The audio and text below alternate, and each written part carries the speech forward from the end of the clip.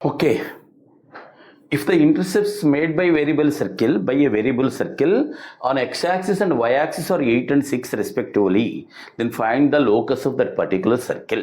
Find the center of the locus of the center of the circle. Okay, right hand. So that is same లేదు ఊరికే రాస్తున్నాను.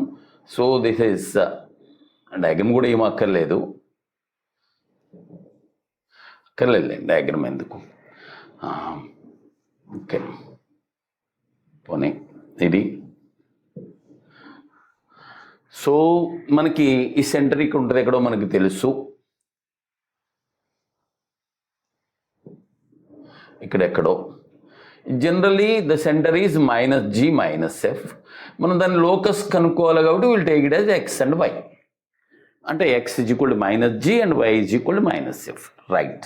నవ్వు వాడు ఏమని ఇచ్చాడు, ఎక్స్ ఇంటర్సెప్ట్. నీకు ఫార్ములా తెలుసు ఎక్స్ ఇంటర్సెప్ట్కి ఏంటి, 2√g² - c అంతే కదా, ఈజ్ ఈక్వల్ టు 8. అంటే ఈ 2 దీంట్లో 4 టైమ్స్. g అంటే అదే -g అంటే x కదా, g² అంటే x². దిస్ ఈజ్ రెండు పక్కన స్క్వేర్ చేసేద్దాం అప్పుడు కూడా.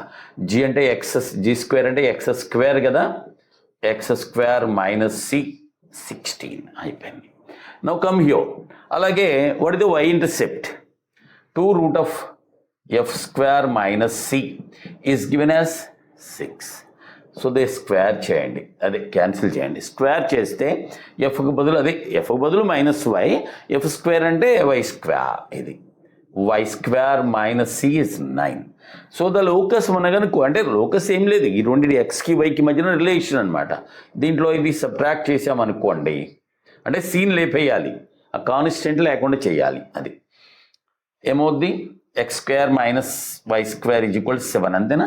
x² - y², c and c ఎగిరిపోద్ది. ఇప్పుడు 16 నుంచి 9 పోతే ఎంత అండి, 7. That is the answer.